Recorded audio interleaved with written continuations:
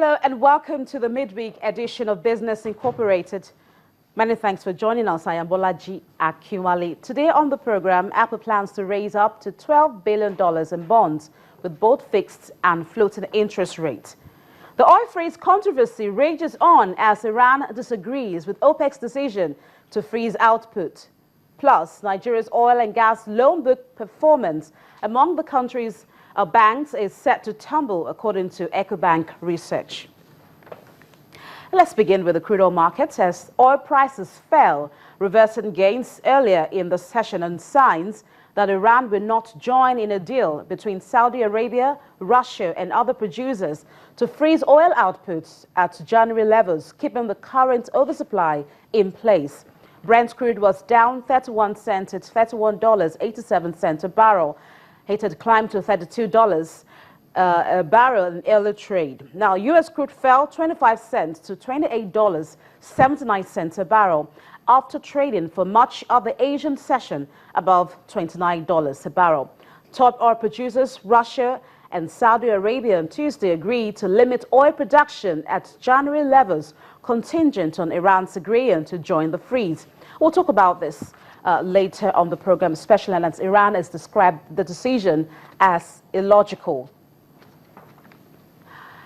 And Apple jump-started the U.S. bond market on Tuesday with the announcement that it would sell up to 10 tranches of corporate bonds. The tech giant is expected to sell up to $12 billion worth of bonds with both fixed and floating interest rates. The bonds are expected to do well because many investors currently have cash amidst general market turmoil. Apple's offer is the largest of several corporate bonds issued now after a quiet couple of weeks for the market.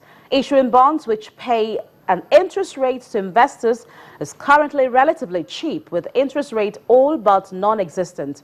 Investors may find Apple's bonds particularly appealing in comparison to the dividend yield from the company. This is the fifth time since 2013 that Apple has made a multi-billion-dollar corporate bond offering. Trading in the global market is underway. Some of the earnings being released seem not to be impressive. Now, DWTV Channels TV correspondent Avi Aguedas joins us from the Frankfurt Stock Exchange. Avi, welcome to the program. Hello, good to see you. Now, the Bank of America today releases a report stating that the fourth quarter earnings was the worst for companies since 2009. Do you agree, looking at the European earnings season so far?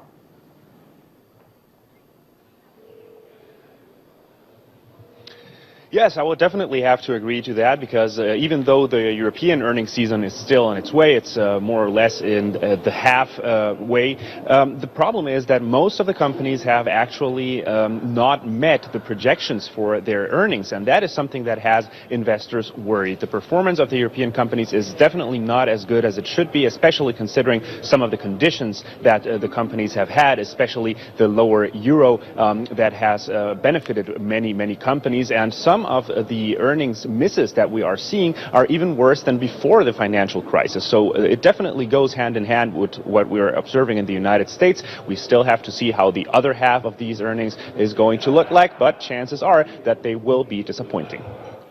Now, the European stocks are bouncing north today. How much of the bounce was due to China's latest multi-billion-dollar injection into its markets and economy?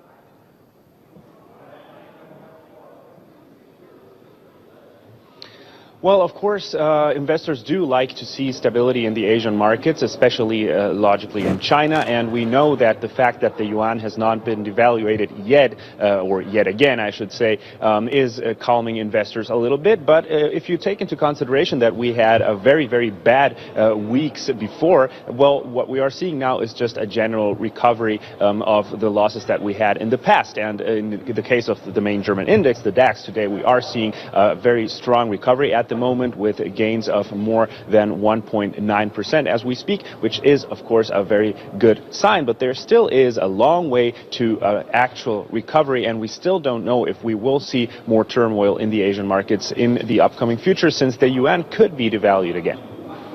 Now, Apple Apple Incorporated is issuing between $10 and $12 billion in fresh debt. Are you going to have a bite, Javier?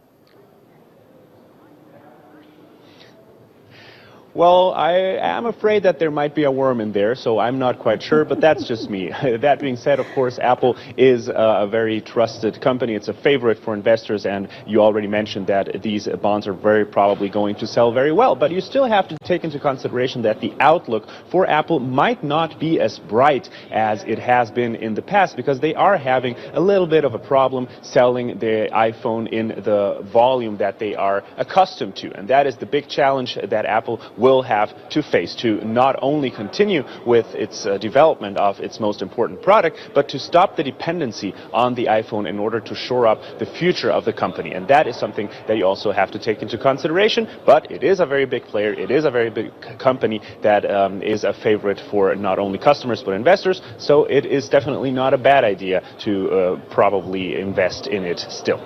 So the bite may not be a bad one.